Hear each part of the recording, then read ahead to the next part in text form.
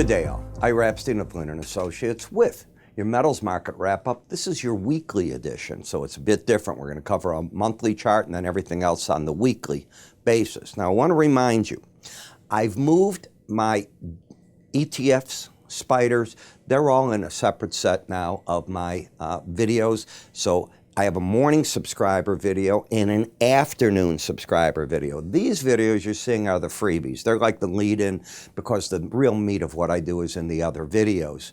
But this gives you an idea of what you're about to experience. And I don't include, for your metal traders, there's no more ETFs in these. I got a video out for that, and it's limited. I have quite a few spiders and ETFs that I cover in it.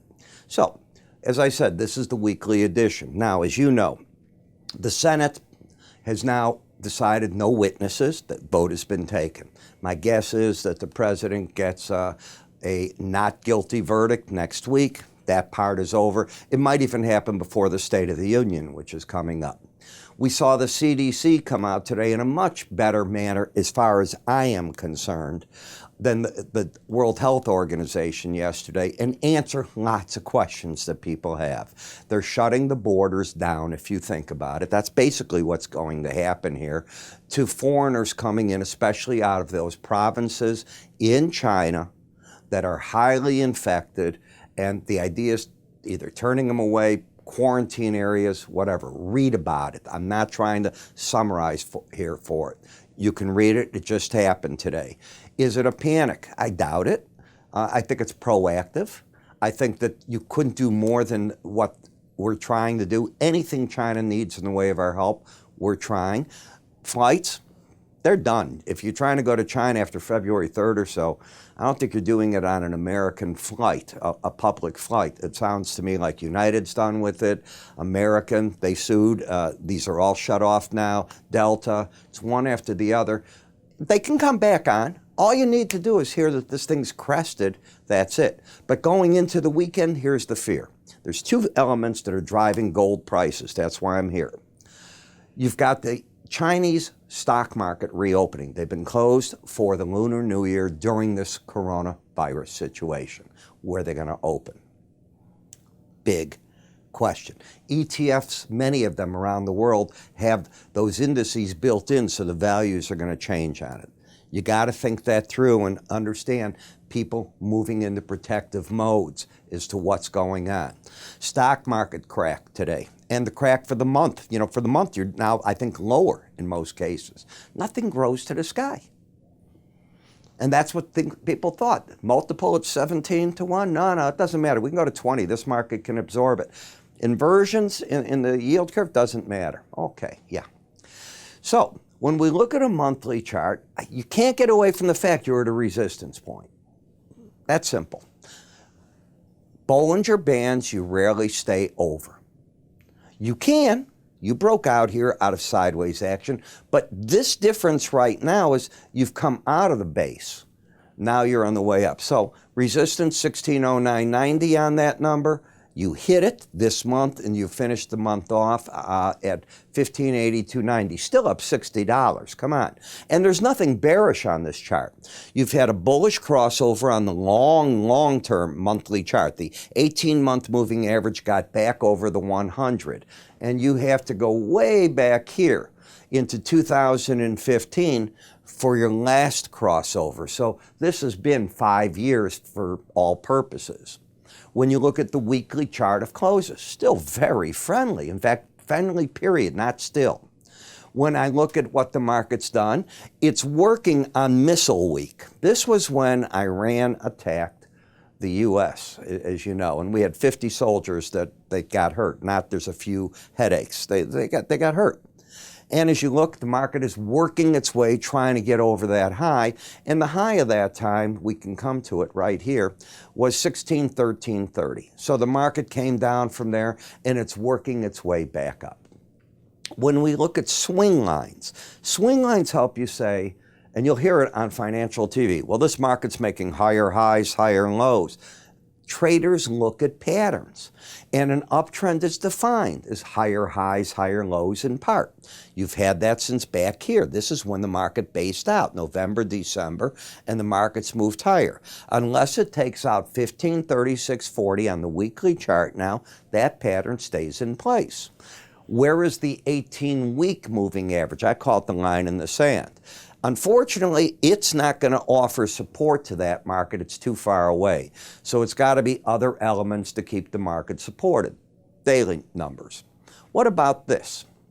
I realized that traders, what they do, and I was one of them, unless you understand that this was a base pattern and you broke out, coming up out of a pattern that's wider than that, it's not a base any longer. This market spent little time in that. This is a resistance point, not a bearish point, a resistance point. The market exceeded it. I look stupid as can be.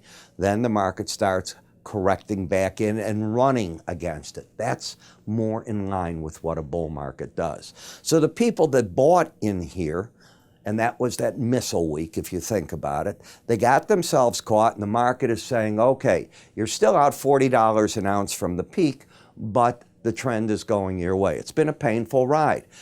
Buying under the Bollinger Band, to me, as a trader, if you're going to be a buyer, makes more sense. If you're going to be a short, being short over the band, not under it, makes more sense. Trading outside of those bands, no. In the momentum, the slow stochastic to the upside. So I have a bull market, higher lows, higher highs, riding the upper band. Target probably, if it can get up and see what it's over, that 1613 level, and letting a group of people maybe breathe a sigh of relief that might have bought and held on. On the ratio of gold-silver, true bull markets will have the base metals going with the precious metal. Now, we can all talk about what a precious metal is because palladium's worth a lot more than gold. But I don't think none of us are walking around with palladium rings, are we? I don't think so. Platinum, they call it precious metal, but it's way down under the price of gold. In any case, the gold-silver ratio is a popular ratio, and this is not a bearish number. A bullish number. Bullish would be under this red number. It's not at this point. And in the silver, you can see how this market looks different than the gold. Went to the lower band where I think pros got out, the upper band where I think pros got out, came back to neutral territory at the 18-week average this week. So what's the trend? Well, right now, the swing line's got lower highs and a lower low. The settlement at 1801, though, is over 1751. So the first challenge of that Bollinger, of the 18-week average, that line in the sand, held. I think the market's neutral right here. Momentum-wise, momentum's gone flat on you too. The market that has fallen apart, but I think is overdone now, is copper. Why do I think it's overdone? Forget the name copper. Let's throw it off the chart. Upper band to lower band. Up here, everybody, too bullish. Down at the lower band, too bearish. That's my opinion on it. Could it crack under that? Sure. I don't know what's going to happen with the coronavirus, but I know that hitting the bands and staying within them, that's most of the time. Platinum gave up the upper Bollinger Band, so you're in a pullback.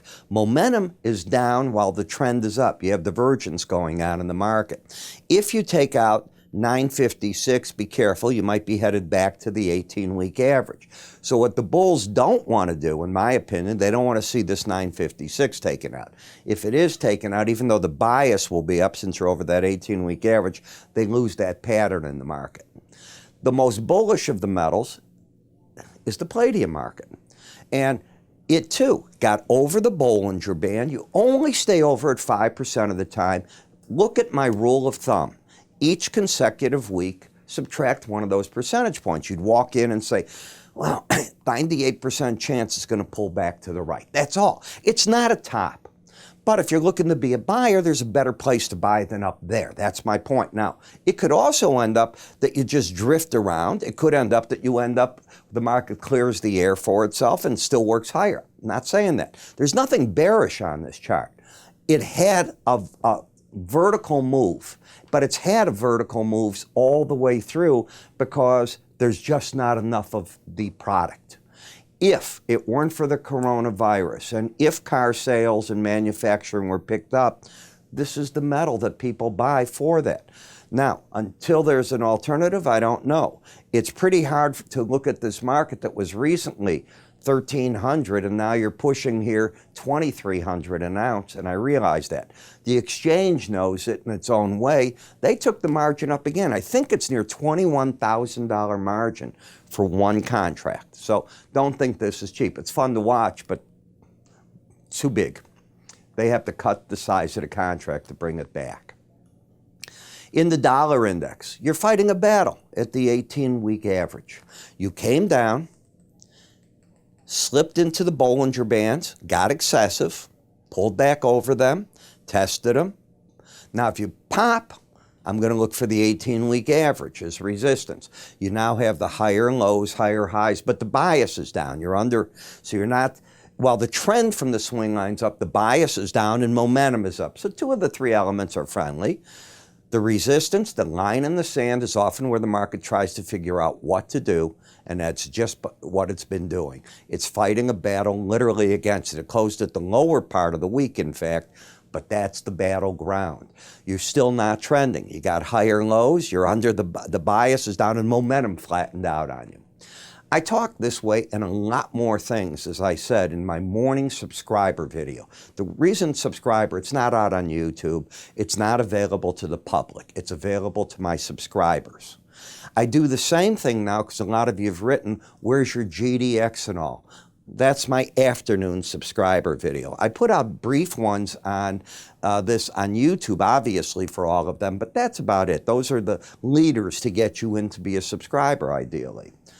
First 30 days of the futures video, $7.95. After that, you'll find $15. Think of what a tick in gold is.